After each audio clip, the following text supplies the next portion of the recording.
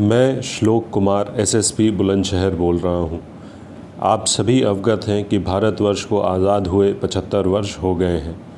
हम सब इस ऐतिहासिक क्षण का हिस्सा बनने जा रहे हैं। इस अवसर पर आज़ादी का अमृत महोत्सव संपूर्ण देश में मनाया जा रहा है। दिनांक 11 अगस्त से 17 अगस्त तक स्वतंत्रता सप्ताह मनाया जा रहा है। इस कार्यक्रम के अंतर्गत घर घर तिरंगा का अभियान छिड़ा हुआ है। आप सभी जनपद वासियों से अपेक्षा की जाती है कि हर घर पर तिरंगा लहराएं। तिरंगा हमारे देश की आन बान शान है।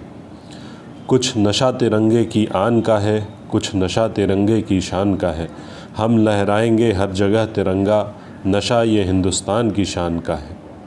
अमृत महोत्सव का अर्थ स्वतंत्रता सेनानियों की स्वाधीनता का अमृत, आज़ादी का अमृत, नए विचारों का अमृत, नए संकल्पों का अमृत और आत्मनिर्भरता का अमृत। आज़ादी का अमृत महोत्सव प्रगतिशील भारत की आज़ादी के 75 साल और इसके लोगों, संस्कृति और उपलब्धियों की गौरवशाली इतिहास को मनाने के लिए एक पहल है। इस कार्यक्रम का उद्देश्य स्वतंत्रता आंदोलन से जुड़े देशभक्ति के उत्साह को फिर से जागृत करना और स्वतंत्रता सेनानियों के योगदान को याद करना है। आज़ादी का अमृत महोत्सव किसी विशेष जात, धर्म अथवा राज्य नहीं बल्कि संपूर्ण भारत के लिए महत्वपूर्ण है। अमृत महोत्सव एक राष्ट्रीय महोत्सव है। आज भारत का अपना एक मुकाम है और हम निरंतर नई नई उपलब्धियों को पा रहे हैं।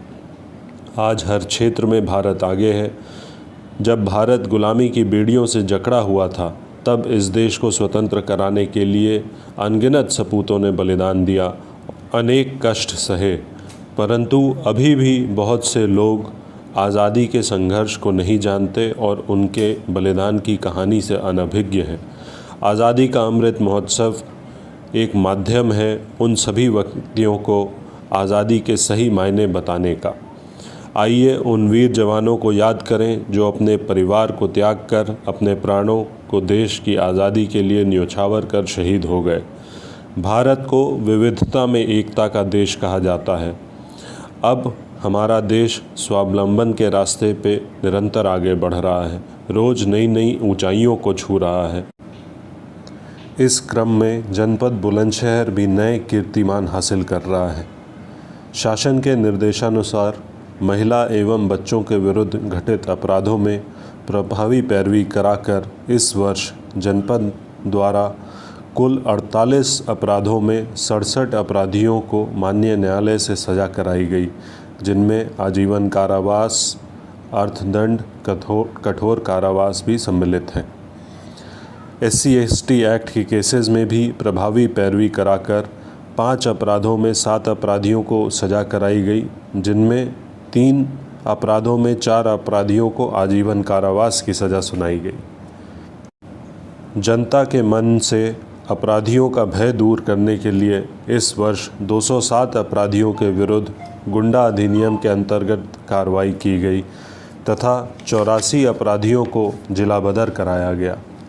इसके अतिरिक्त जनपद के ऐसे अपराधी जिनके द्वारा अपराध कर अवैध संपत्ति अर्जित की गई थी, उनमें से 17 माफियाओं को चिन्हित कर उनकी 7 करोड़ 54 लाख की संपत्ति गैंगस्टर एक्ट के तहत कुर्क कराई गई। जनपद स्तर पर 32 अपराधियों को टॉप 10 के रूप में चिन्हित किया गया, जिनमें से 27 को जेल भेजा गया। शेष अपराधियों पर भी पुलिस की पैनी नज़र कायम है। जनपद पुलिस सदैव आपकी सेवा और सुरक्षा के लिए तत्पर है।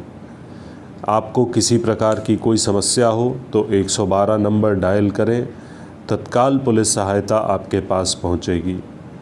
जनपद पुलिस लगातार गुंडों व बदमाशों के विरुद्ध कड़ी से कड़ी कानूनी कार्रवाई अमल में लाकर बदमाशों को सलाखों के पीछे भेज रही है।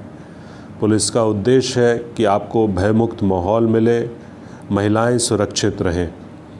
इसके लिए जनपद में एंटी रोमियो टीम का गठन किया गया है। उक्त टीम में नियुक्त महिला पुलिसकर्मी स्कूल, कॉलेज, कोचिंग सेंटर इत्यादि के आसपास रहकर महिलाओं को सुरक्षा प्रदान करती हैं। वह नियमित रूप से इनसे इंटरैक्ट कर फीडबैक लेती हैं और उस फीडबैक पर काम करती हैं। साथ ही साथ हर स्कूल, कॉलेज में एक पिंक लेटर बॉक्स की स्थापना की जा रही है, जिसमें कोई भी किसी भी तरीके की शिकायत दर्ज कर सकता है।